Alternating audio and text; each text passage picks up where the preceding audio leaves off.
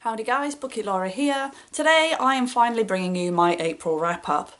I feel like this is a bit delayed, I haven't been feeling things lately, but that's okay because I'm booktubers about doing what you love, not doing what you feel you have to do. So I'm here for the first time in a while. April was a better month than I thought. I have on my shelf way up there where I stack the books that I've read, and when I came to sit down and film this video today there were only 4 books on it, which was absolutely alarming. But when I went on Goodreads and had a look through, it's because other books were mixed up in different ways. So there were some audiobooks on there, some books that I'd borrowed from people, things like that. So I've actually got 1, 2, 3, 4, 5, 6, 7 books that I read. So despite what the thumbnail may say, I read 7 books in April. And I do think I'm going to have to rethink how I film these, because when it comes to the end of the month and I'm looking back at the books I read at the start of April, I haven't got a clue what to say about them. So I think what I might try doing is recording when I finish a book, just that 1 minute, and then putting them all together in one video at the end of the month, but we'll see. The first book which I finished in April was The Day I Was Erased by Thompson, but I think I included this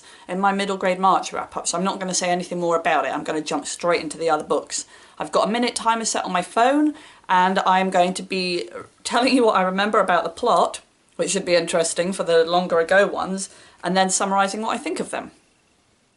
So the first book I listened to as an audiobook, and that was Fairest by Marissa Meyer, which is a Lunar Chronicles book. It goes alongside the Lunar Chronicles, not part of the series in itself, but a sort of separate edition, you know, like authors do sometimes. Anyway, it basically tells the story of the main character, the big bad, Lavana, I think she was called, and how she ended up being a big bad. It goes from her early childhood and then her life through a different series of events, which I really loved, because I think sometimes you're presented with the villain in a novel and then, you know, they're kind of seen as that kind of exaggerated personification of evil, and it doesn't explain how actually ordinary people end up in these situations. And I think it did that really well, and it tied in really nicely. If you love the Lunar Chronicles, then you're going to really enjoy it. It's the same kind of style, but I think the best villains are the ones that you kind of understand why they're so evil, so that was a really good bonus for me and I really enjoyed it.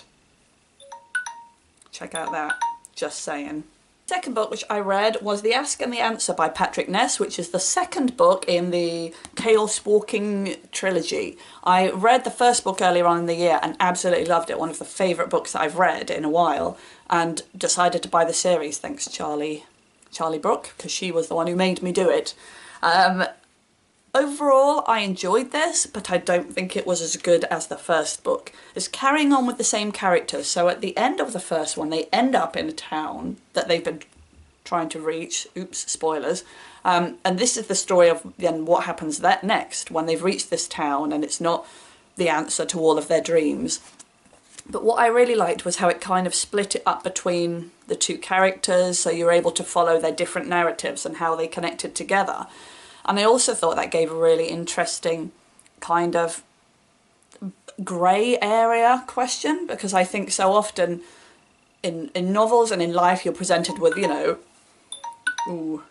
the good and the bad, whereas actually it showed how different opinions on the same thing can both seem right. But anyway, I'm out of time, so moving on. After that, I read The Chalk Pit by Elly Griffiths, which is the TBR jar selection that you guys made for me to read this month.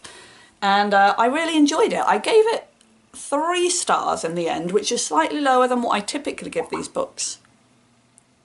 Excuse me, my phone is interrupting me.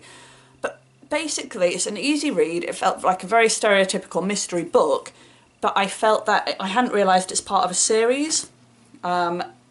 Following the same sort of detectives and their personal lives and what have you, and I felt that I wished I had read more of them before, because actually I found the mystery bit wasn't what the book was about. The book was about the lives of these characters that people have followed through book and book, and were invested in learning about them, and actually that was what I became more interested in as well. And I think that the murder that they were investigating just happened to be something that was going on, and it was weaker. The main sort of focus is on the characters.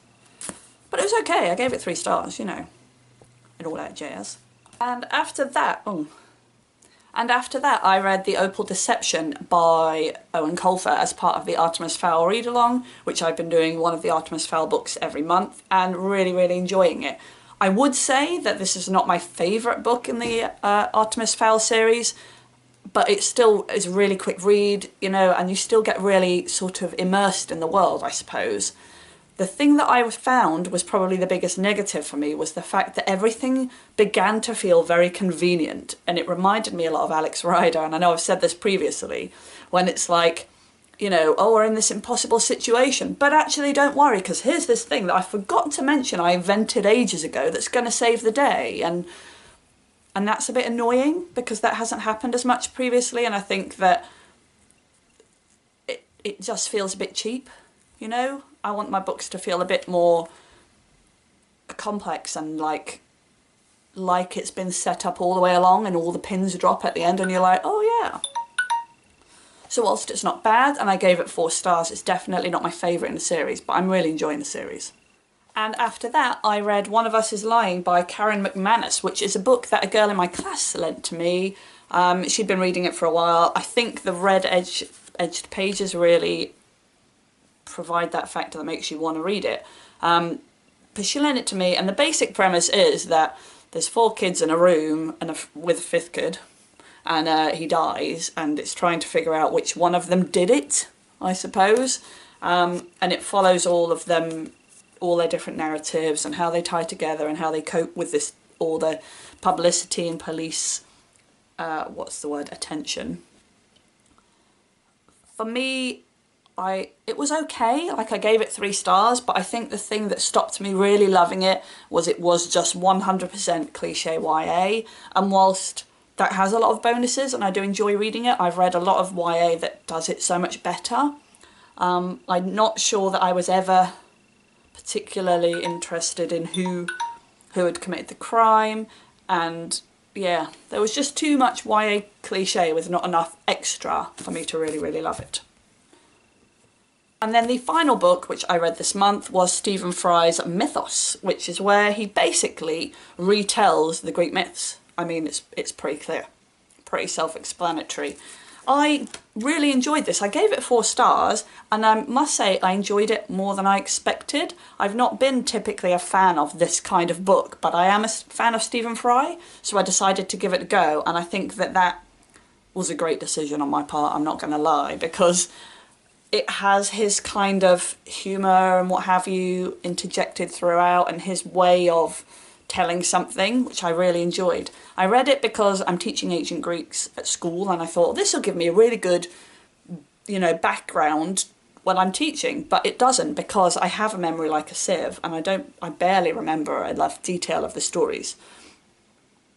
It's good enough. People, like my sister, I remember when she learnt about ancient Greeks at school and she loved it. I think that she will get even more from this book than I did, because it's not an area of personal interest, but I think the Stephen Fryness helped me to love it, but there wasn't enough of it. So anyway, those are the books which I read in April, quite a few of them with quite a kind of, it's an average month I suppose, 7 books, but quite a range. You've got YA, adult literature, middle grade as well. And I quite liked that. I quite liked having an eclectic range of books included. I don't know how my May is going to compare. I'm hoping to step up the reading a little bit, but it gets to report writing time of year and things come crashing down, so we shall see. But anyway, I hope you've had a wonderful April. Let me know how you're getting on. Thanks for watching, and I'll see you next time. Bye bye.